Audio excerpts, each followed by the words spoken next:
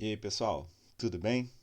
Bom, hoje a gente vai falar sobre uma notícia, né, de uma pessoa famosa, principalmente aqui no Rio de Janeiro, que está com câncer assim no estado mais grave. E a gente tem algumas coisas para falar em relação ao quadro dela e à história dela também, né? É a Suzana Naspolini, para quem não conhece, ela é uma repórter, uma jornalista que trabalhava aqui no Rio de Janeiro. Era famosa aqui no Rio de Janeiro porque ela era muito divertida, muito engraçada. Ela fazia uns quadros que ela ia nas comunidades, cobrando ações da prefeitura, do estado, né? E ela interagia com as pessoas, assim, era bem divertida, assim, uma pessoa super alto astral. E aí ela teve uma história de câncer de mama, e aí voltou, e agora parece que ela está bastante grave. Então, essa notícia foi um pedido também de uma seguidora, né, para poder explicar um pouquinho sobre o caso dela. E aí eu tentei trazer para vocês aqui o que deu, né, sobre a história dela, porque logicamente eu não tenho tudo sobre o caso dela, mas algumas coisas eu consigo passar assim. Beleza? Mas antes de mais nada, eu queria fazer como sempre, né, pedir a ajuda de vocês para se inscreverem no canal.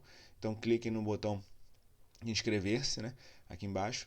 E clique também no sininho para ativar as notificações, que aí sempre que tiver um vídeo novo vocês vão ser notificados.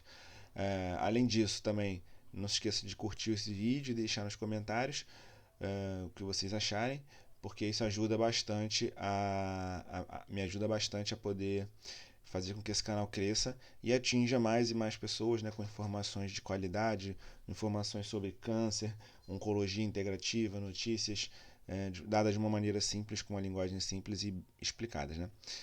Então, e sugestões, vocês mandem mensagem também, que sugestões de tema, só mandar mensagem que eu vou comentando e fazendo novos vídeos, tá?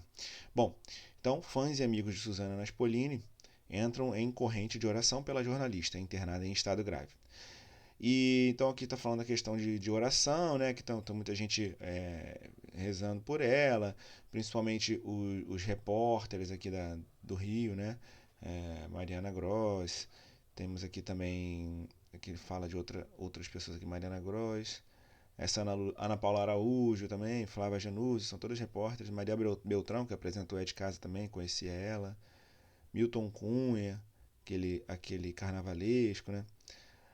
Enfim, a atriz Beth Goulart, muitas pessoas. A filha dela é quem tá se na frente aí, né, pedindo orações.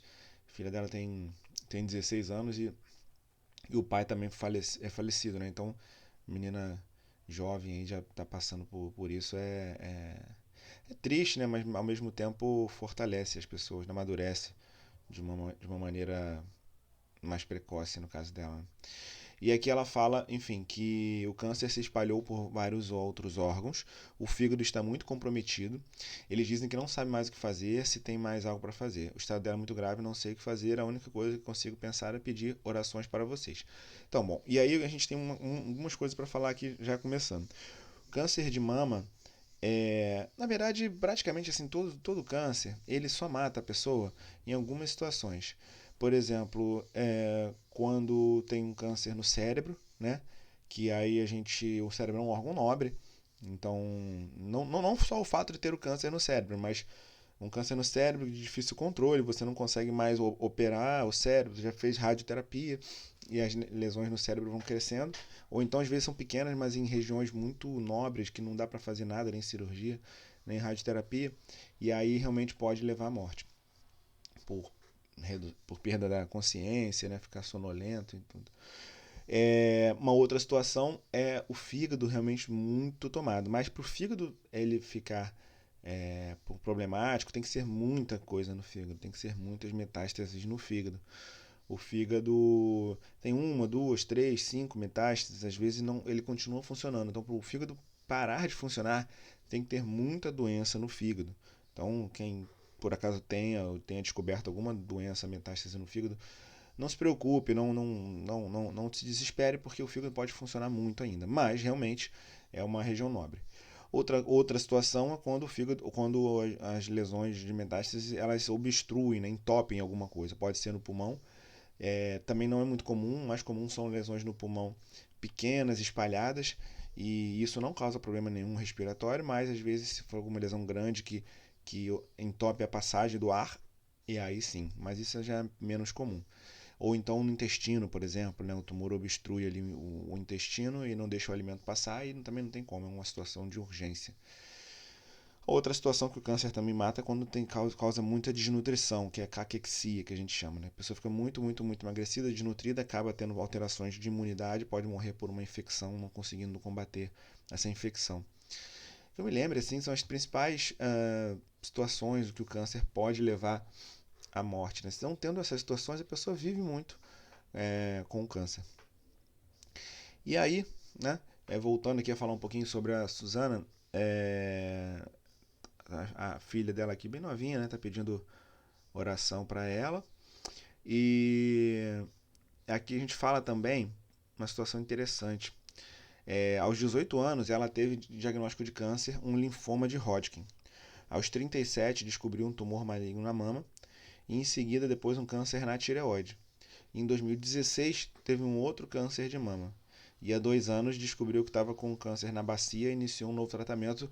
Na verdade, ele nessa notícia ele fala muito sobre câncer na bacia, mas provavelmente ali é uma metástase de um câncer, talvez da mama ali, ou da tireoide, não sei. Então, ela é uma mulher que teve vários cânceres, isso não é comum, né? Então, o linfoma de Hodgkin até pode ter, e um câncer de mama até pode ter, mas aí isso começa a somar, né? Linfoma de Hodgkin, câncer de mama, câncer de tireoide. É de se esperar que a pessoa tenha talvez alguma mutação genética. Então, teria sido muito importante se ela tivesse feito, não sei se ela fez, mas uma pesquisa genética. Talvez não fosse acrescentar muito para ela, né? Porque às vezes os testes genéticos não mudam o tratamento das doenças, mas eles servem como um aconselhamento, principalmente para a filha dela, né? Então, o primeiro caso aqui, quando ela tem vários tipos de cânceres diferentes, né? No caso aqui, três, né? Hodgkin, linfoma de Hodgkin, mama e tireoide, é muito sugestivo de ter alguma mutação. Então ela precisa procurar um geneticista, precisaria ter procurado um geneticista para fazer um aconselhamento genético da família dela e da família pelo risco de cânceres, né? De ter outros cânceres. Câncer de tireoide, câncer de mama é muito comum. Linfoma de Hodgkin é um câncer que não é raro, mas não é comum, mas não é tão comum, mas também não é tão raro. A gente vê. Agora, câncer de tireoide já é mais raro.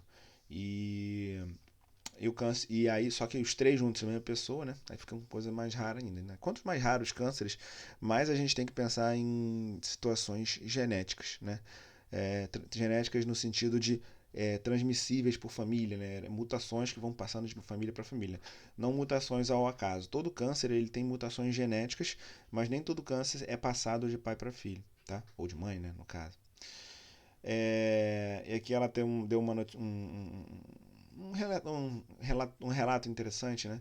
Nos meus diagnósticos de câncer, meu primeiro impulso foi chorar e desesperar, mas eu refleti, estou tratando de câncer desde os 18 anos, hoje tenho 48, se lá aos 18 eu tivesse me desesperado, como teria sido, né? Então, legal, fica aqui a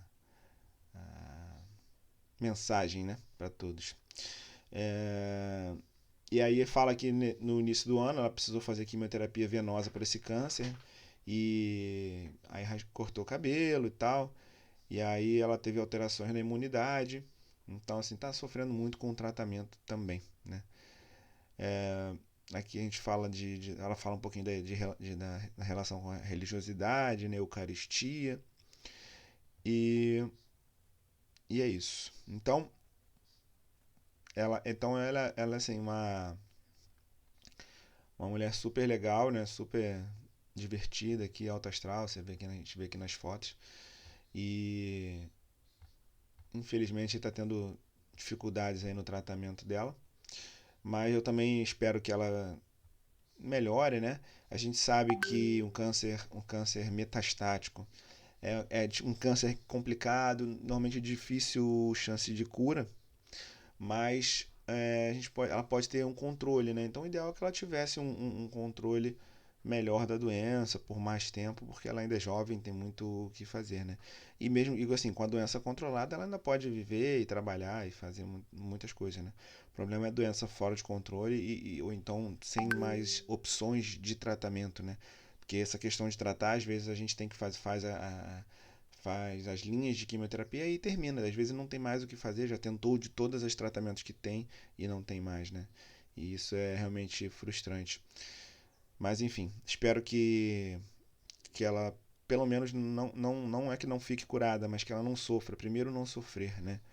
Primeiro, que ela não sofra, e se tiver que ficar curada, se tiver que controlar mais a doença, que controle. Senão, que ela, pelo menos, não sofra e tenha dignidade nesse momento.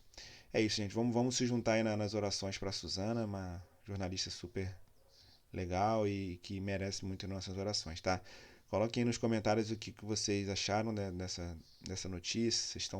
Vocês conheciam ela, estão rezando por ela, tá? E a gente se vê nos próximos vídeos.